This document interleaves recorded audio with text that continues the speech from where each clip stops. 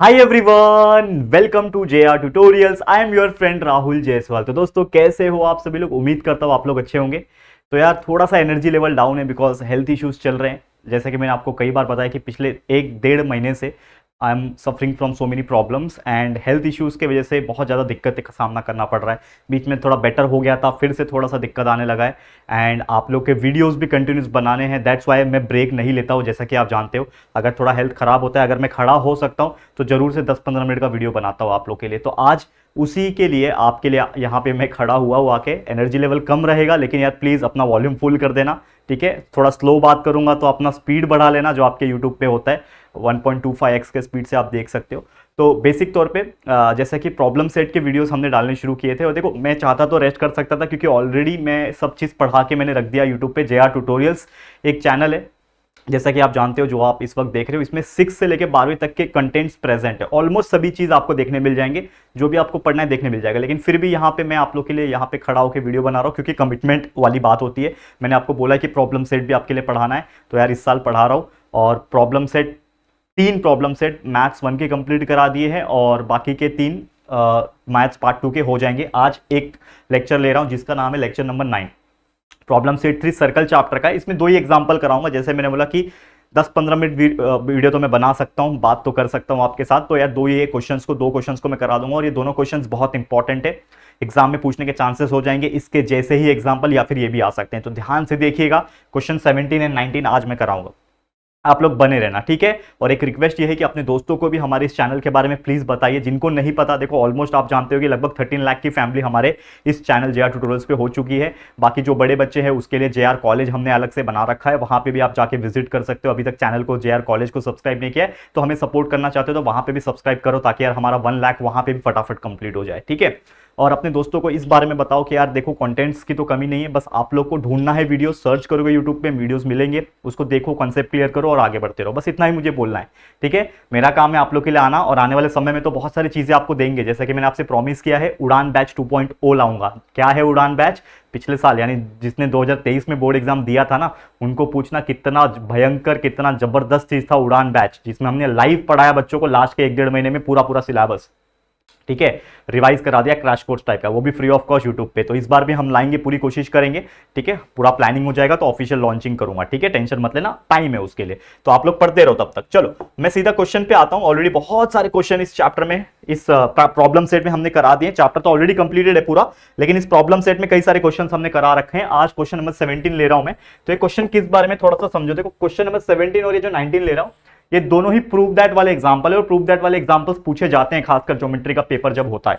या तो ये प्रूव दैट आपको एक्टिविटी में पूछेगा, आपको बहुत सारे boxes fill in the blanks type के दिए रहेंगे और उसमें आपको वैल्यूज पुट ऑन करने होते हैं। तो मैं डायरेक्टली आपको एक्सप्लेन करूंगा, एक्टिविटी बेस में नहीं समझा रहा हूं, मैं डायरेक्ट समझा रहा हूं। क्योंकि अगर आपको डायरेक्ट सॉल्व करने आता है तो यार एक्टिविटी अगर दिया है, बॉक्सेस में फिलअप तो करना है, वो तो आप कर ही लोगे, ठीक है? चलिए, क्वेश्चंस क्या है? एज शोन इन फिगर, एक फिगर आपको दिख रहा है जिसमें बोल रहा है chord EF is parallel to chord GF, GH माफ करना। तो क्या बोल रहा है? ईएफ, ये ऊपर का जो कॉर्ड दिख रहा है ये ईएफ नाम का, और नीचे जीएच नाम का, ये दोनों क्या है? एक दूसरे को पैरेलल है, ऐसा हम लोग को ये चीज बोल रखा है, ठीक है?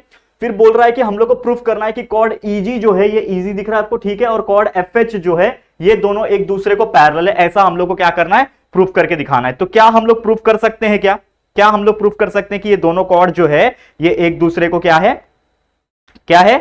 एक दूसरे को कॉन्ग्रुएंट है, ठीक है ना? सॉरी माफ करना, हम लोग ने यहाँ पे क्वेश्चंस थोड़ा सा गलत लिखा, पैरेलल नहीं है, ठीक है? देखो यहाँ पे थोड़ा सा ना क्वेश्चंस क्या हो गया, पैरेलल की जगह पे हम लोग को कॉन्ग्रुएंट वर्ड यूज करना है, क्योंकि कॉन्ग्रुएंट तो पैरेलल तो नहीं है ना, दोनों अलग अलग डायरेक्शन में। तो इतना तो हम लोग को भी कॉमन सेंस है। तो ये क्वेश्चंस मिसप्रिंट हो गया है, ठीक है? कोई बात नहीं, ये कॉन्ग्रुएंट आएगा यहाँ पे। मतलब ये हम लोग को बोल रखा है क्या, कि मेरा ईएफ और जीएच ये दोनों क्या है?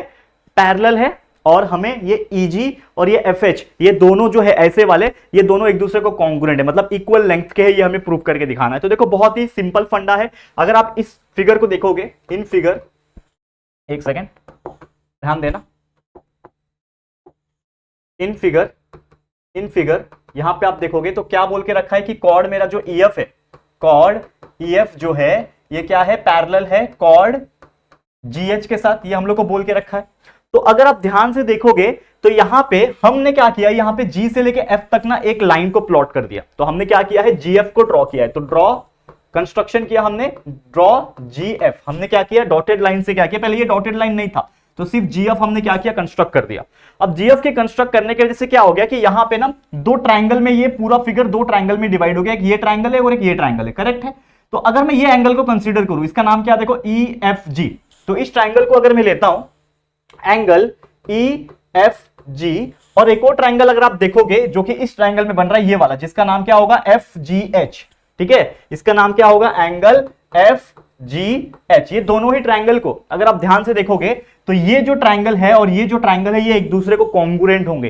कौन बताएगा रीजन क्यों कॉन्ग्रुएंट होंगे, बिकॉज क्या बना रहे हैं, अल्टरनेट। जैसे मैंने आपको बचपन में सिखाया होगा, अगर आपने हमारे से पढ़े होंगे या फिर कहीं से भी पढ़ा होगा आपने, कभी भी इस तरीके से ये एंगल और ये एंगल फॉर्म होता है, अल्टरनेट एंगल बोलते हैं उसको, इंटीरियर अल्टरनेट एंगल बोलते हैं। तो हम लोग क्या बोल सकते हैं कि ये दोनों ट्राइंगल क्या होंगे, एक दूसरे को कॉन्ग्रुएंट होंगे। तो हम लोग बोल सकते हैं कि दोनों एक दूसरे को कॉन्ग्रुएंट है, किसके वजह से कॉन्ग्रुएंट है, by alternate angle test. Alternate angle test की वजह से कॉन्ग्रुएंट है। इसको आप चाहिए तो इक्वेशन नंबर 1 मान सकते हो, ठीक है। अब एक और चीज यहां पे अगर आप फोकस करोगे, क्या फोकस करोगे कि मेरा जो एंगल था जिसको हमने माना ई एफ जी, इसको मैं अगर फिर से लिखूं एंगल ई एफ जी को अगर मैं कंसीडर करूं वापस से, कौन सा एंगल ले रहा हूं मैं, देखो ये वाला एंगल ले रहा हूं जिसका नाम क्या है, ई एफ जी।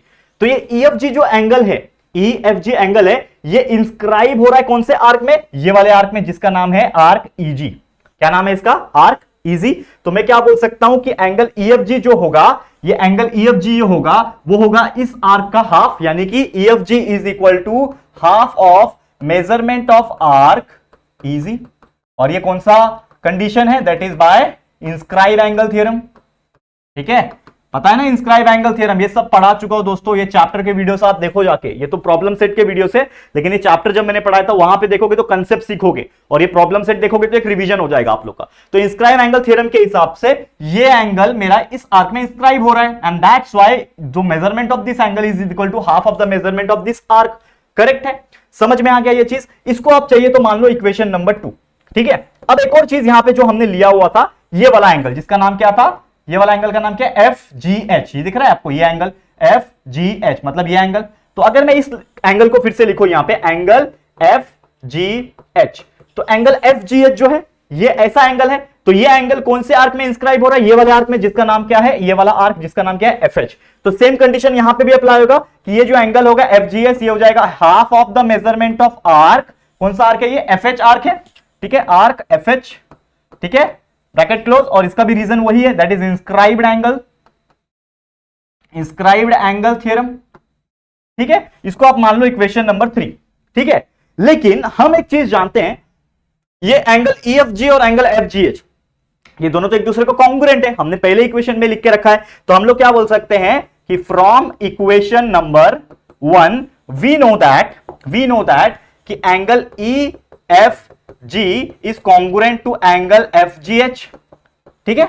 तो इसके अनुसार ई एफ जी का वैल्यू क्या है हमारे पास, half of E F G का वैल्यू क्या है, हाफ ऑफ आर्क ईजी, तो half of measurement of arc E G लिख दिया, ठीक है। और ये एफ जी एच का वैल्यू क्या है, हाफ ऑफ, ये बीच में इक्वल आएगा, देखो इक्वल मतलब कॉन्ग्रुएंट आएगा, ठीक है ना, कॉन्ग्रुएंट आएगा। और इस एफ जी एच की जगह पे ये लिख सकता हूं, that is nothing but half of measurement of arc F H, लिख सकता हूं कि नहीं लिख सकता हूं, ब्रैकेट क्लोज।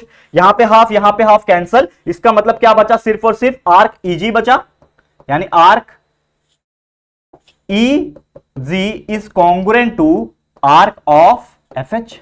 समझ में आ रहा है, मतलब कहीं ना कहीं ये जो ईजी आर्क है और ये जो एफ एच आर्क है, ये दोनों एक दूसरे को कॉन्ग्रुएंट है, और अगर ये दोनों एक दूसरे को कॉन्ग्रुएंट है तो उसके अंदर जो कॉर्ड होंगे वो भी एक दूसरे को कॉन्ग्रुएंट होंगे, that is the corresponding arc of internal chord जो होता है, एक स्टेटमेंट था ना वो कॉर्ड वाला, तो वही चीज यहां पे लगाना है कि कभी भी अगर दो आर्क कॉन्ग्रुएंट होते हैं तो उसके अंदर जो कॉर्ड होते हैं, ठीक है ना, जो कॉर्ड उस आर्क से बने हुए हैं वो भी कॉन्ग्रुएंट हो जाते हैं, यानी कि आर्क ईजी, तो ईजी के अंदर कौन सा कॉर्ड है, ईजी है, कॉर्ड क्या है, ईजी है, तो यहां पे लिख दो आर्क ईजी के अंदर कौन सा कॉर्ड है, कॉर्ड ईजी, ठीक है, ये हो जाएगा कॉन्ग्रुएंट। और आर्क एफएच के अंदर कौन सा कॉर्ड है, आर्क कॉर्ड एफएच, तो यहां पे लिख दो कॉर्ड एफएच, ठीक है।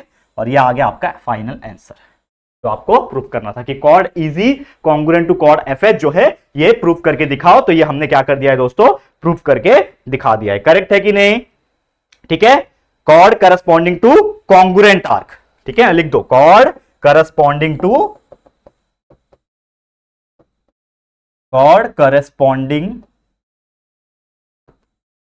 Congruent arc. मतलब जब भी कोई आर्क कॉन्ग्रुएंट होता है तो उसके करस्पॉन्डिंग कॉर्ड भी कॉन्ग्रुएंट होते हैं। तो इस तरीके से हमने प्रूव करके दिखा दिया, रीजन भी आपको लिख के दिखा दिया। क्लियर है, समझ में आ गया? तो देखो ये क्वेश्चन था तो छोटा सिंपल था, लेकिन आपके एग्जाम में पूछने के चांसेस ज्यादा है क्योंकि ये थोड़ा क्रिटिकल था, दिमाग लगाने वाला। तो ऐसे क्वेश्चंस एग्जाम में बन सकते हैं 1 या 2 मार्क्स के लिए, खासकर एक्टिविटी बेस्ड क्वेश्चन में ऐसे क्वेश्चंस पूछे जाएंगे। तो आप लोग अच्छी तरीके से इसको समझिएगा और इसको सॉल्व कीजिएगा।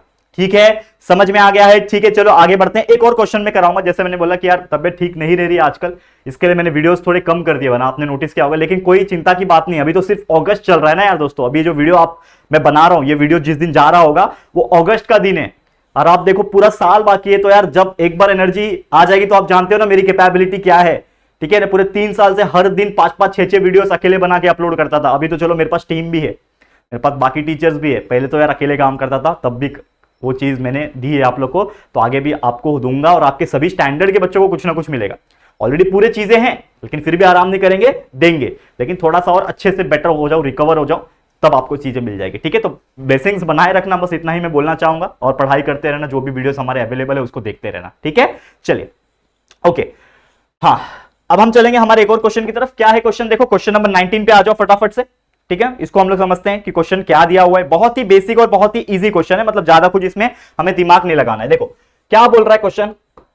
2 सर्कल है जिसका सेंटर दिया है सी एंड डी। एक छोटा सर्कल है, देखो ये छोटा सर्कल जिसका सेंटर सी पॉइंट है, देख पा रहे हो, और एक पूरा बड़ा सर्कल है जिसका सेंटर है डी पॉइंट। ठीक है, देख पा रहे हो आप लोग? ठीक है, यहां पे बोल रहा है ये दोनों सर्कल एक दूसरे को इंटरनली टच कर रहे हैं। ये हमने पढ़ा हुआ है, that is the internal division. ठीक है ना, इंटरनल टचिंग वाला। ठीक है, तो ये एक बड़ा सर्कल और उसके अंदर छोटा सर्कल टच कहां पे हो रहा है? यहां पे हो रहा है। ऑब्वियसली दोनों सर्कल का touching point, internally touching point कहां पे? ई पॉइंट पे। हमको क्या बोल रहा है कि D lies on inner circle. ये जो डी पॉइंट है ये इसी सर्कल पे आ रहा है, छोटे सर्कल पे, और यहां पे एक कॉर्ड बनाया गया है जो कि है ईबी नाम का कॉर्ड, पूरा बड़े सर्कल पे, लेकिन वो छोटे वाले सर्कल को भी ए पॉइंट पे टच कर रहा है। ठीक है, ऐसा कंडीशन दिया हुआ है। हमें बोल रहा है कि सेगमेंट ईए प्रूफ करके दिखाओ कि सेगमेंट जो ईए है, ये छोटा वाला सेगमेंट देख पा रहे हो, ये ई से लेके ए जो छोटा वाला सेगमेंट है, और ये जो एक और सेगमेंट है जिसका नाम है ए बी, ये और ये ए और ए बी, ये दोनों एक दूसरे को कॉन्ग्रुएंट है। मतलब दोनों के दोनों का जो लेंथ होगा इक्वल होगा, दोनों का लेंथ क्या होगा? कॉन्ग्रुएंट होगा। ऐसा यहां पे क्या बोल रहा है? प्रूफ करके दिखाने बोल रहा है। ठीक है, सिंपल है। चलो फटाफट से इसको हम लोग क्या करेंगे दोस्तों? सॉल्व करेंगे। करें, चलो। तो सबसे पहले हम लोग क्या करते हैं, कुछ कंस्ट्रक्शन हमें करना पड़ेगा। तो यहां पे आप देखोगे ये जो ई दिख रहा है, सी दिख रहा है, डी दिख रहा है, ये एक ही लाइन में आ जाएंगे। तो मैं क्या करता हूं, एक लाइन को ड्रॉ कर देता हूं। मैं एक कलर ले लेता हूं ग्रीन कलर का, और इस ग्रीन कलर से यहां पे मैं क्या करता हूं, एक लाइन यहां पे मैं जोड़ देता हूं। तो मैंने क्या किया, ई सी डी को कनेक्ट कर दिया। मैंने क्या कर दिया, ड्रॉ ई सी डी, मैंने क्या कर दिया, ई सी डी को ज्वाइन कर दिया। और साथ ही में मैं एक और लाइन ड्रॉ करूंगा यहां पे ए से लेके डी तक का। ठीक है, तो मैंने क्या किया, ऑल्सो ड्रॉ ए से लेके डी, यहां पे ड्रॉ हो गया।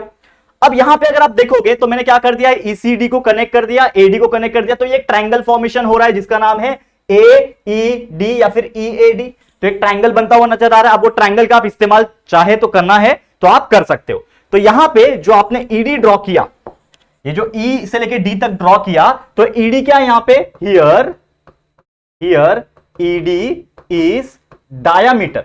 ये क्या है ईडी मेरा, बताओ मुझे। ये जो ई से लेके मैंने डी तक ये ज्वाइन किया हुआ, ये क्या है, इस छोटे वाले सर्कल का एक डायामीटर है। ठीक है, जो कि उस सर्कल को आधा आधा काट रहा है। तो मैं क्या करूंगा, here ED is a diameter of small circle making it a semi circle. उसको वो क्या बना रहा है, सेमी सर्कल बना पा रहा है। क्योंकि अगर ये ईडी नहीं होता तो ये सर्कल दो पार्ट में डिवाइड नहीं होता ना, सेमी सर्कल मतलब आधा सर्कल। तो ये ईडी डायमीटर के वजह से ये छोटा वाला सर्कल एक ऊपर के पार्ट में और एक नीचे के पार्ट में क्या हो गया, आधा आधा डिवाइड हो गया। यहां पे आपको समझ में आ गया होगा चीजें।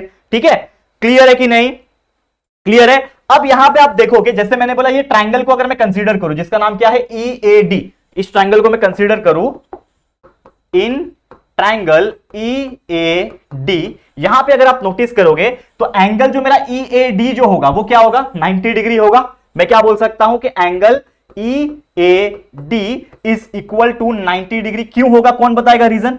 रीजन बताओ, कौन बताएगा कि ये मेरा जो एंगल EAD जो है ये मेरा 90 डिग्री क्यों है? क्योंकि angle inscribed in a circle. यहां पे हम लोग क्या बोल सकते हैं कि ये एंगल EAD जो मेरा 90 डिग्री है, तो क्या हो रहा है कि मेरा जो एंगल हो रहा है वो इंस्क्राइब हो रहा है because of this semi circle. तो मैं क्या बोलूंगा? Angle inscribe in semi circle, angle inscribed in semi circle. देखो यहां पे एक रूल हमने पढ़ा हुआ था ऑलरेडी, कभी भी एक सेमी सर्कल अगर होता है, जैसे मान लो ये सर्कल है, ये सेमी सर्कल होता है, ठीक है, और यहां पे एक कॉर्ड समझ लो गया हुआ है, तो यहां से जो भी एंगल बनेगा ये वाला, ये किससे बन रहा है? इस सेमी सर्कल के पॉइंट से बन रहा है। तो हमेशा याद रखना कि ये और ये पॉइंट के बीच में जो एंगल बनता है वो 90 डिग्री बनता है। तो ये एंगल कितना होगा? 90 डिग्री होगा। अब ये एंगल अगर 90 डिग्री होगा तो मैं एक और चीज बोल सकता हूं, यहां पे ध्यान देना कि अगर मान लो मेरा ये जो EAD ये 90 डिग्री है, तो उसके हिसाब से ये जो AD वाला लाइन है इस पूरे EB से क्या है? परपेंडिकुलर है। तो मैं क्या बोल सकता हूं कि देयरफॉर बिकॉज ऑफ दैट मेरा जो AD होगा ये क्या होगा? परपेंडिकुलर होगा किससे? EB से। देखो ये जो AD का लाइन है, अगर ये 90 डिग्री है यहां पे, तो ये AD का लाइन होगा और ये EB का लाइन, ये क्या है? एक दूसरे से परपेंडिकुलर हो गए। तो मैं बोल सकता हूं ना AD is perpendicular to EB। AB क्या है? परपेंडिकुलर टू EB है। तो इसके अनुसार मैं क्या बोल सकता हूं? क्लियरली इसके अनुसार मैं बोल सकता हूं कि मेरा AD जो है ये एक सेगमेंट है। तो मैं बोल सकता हूं कि देयरफॉर मेरा जो सेगमेंट AD है it is perpendicular to chord EB। ये पूरा का पूरा जो EB है ये मेरा एक कॉर्ड है। और एक चीज हम जानते हैं कि कभी भी सेमी सर्कल से निकलने वाला या फिर कोई भी एक परपेंडिकुलर कॉर्ड को दो पार्ट में डिवाइड करता है परपेंडिकुलर, तो समझ जाना कि ये और ये पार्ट इक्वल है। तो मैं क्या बोल सकता हूं? अगर मेरा सेगमेंट AD जो है, ध्यान देना, अगर मेरा जो सेगमेंट है AD ये क्या है? कॉर्ड EB से परपेंडिकुलर है, तो मैं क्या बोल सकता हूं? देयरफॉर मेरा जो सेगमेंट होगा ये AD ने इस EB को परपेंडिकुलर काट रखा है, इसका मतलब इस पूरे कॉर्ड को उसने दो पार्ट में डिवाइड कर दिया, EA और AB। तो हम लोग क्या बोल सकते हैं कि सेगमेंट EA जो होगा ये होगा कॉन्ग्रुएंट टू सेगमेंट AB, यानी ये EA और AB एक दूसरे को कॉन्ग्रुएंट हो जाएंगे। समझ में आ गया? ये दोनों एक दूसरे को कॉन्ग्रुएंट हो जाएंगे, क्योंकि जब भी, एक चीज आपको याद रखना कि जब भी परपेंडिकुलर, रीजन क्या है? जब भी कोई परपेंडिकुलर ड्रॉ होता है फ्रॉम, कहां से ड्रॉ हुआ ये perpendicular? Center of circle, from center of circle, ठीक है, bisect the chord in two equal part, ये चीज हमेशा याद रखना।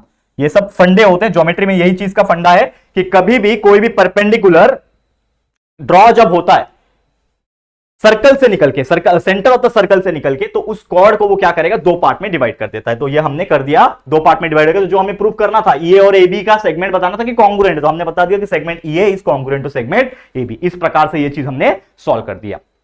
क्लियर है?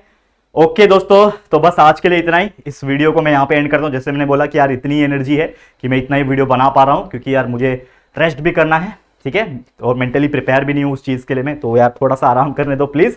तो आज के लिए इस वीडियो को मैं एंड करता हूं। डेफिनेटली आपको ये वीडियो समझ में आया होगा, और हमारे जितने भी वीडियोस हमने बना के रखे हैं, चाहे वो मैथ्स 1 हो, मैथ्स 2 हो, साइंस 1 हो, साइंस 2 हो, SST के सब्जेक्ट्स हो, या फिर अनगिनत जो बाकी आपके लिए ग्रामर के वीडियोस प्रेजेंट हमने बना के रखे हुए, तो आप उसको देखो और पढ़ाई करते रहो। तो आज का वीडियो मैं इसी के साथ क्या करता हूं? एंड करता हूं। Thank you so much guys for watching this video. ये वीडियो आपको कैसा लगा है प्लीज हमें कॉमेंट करके बताइएगा। अच्छा कॉमेंट कीजिएगा यार, ब्लेसिंग्स भी दीजिएगा, ताकि जल्दी जल्दी हेल्थ एकदम फिट एंड फाइन हो जाए और आपके लिए एकदम और बेहतरीन तरीके से लंबे लंबे वीडियोस पहले जैसा बना पाऊं, ठीक है।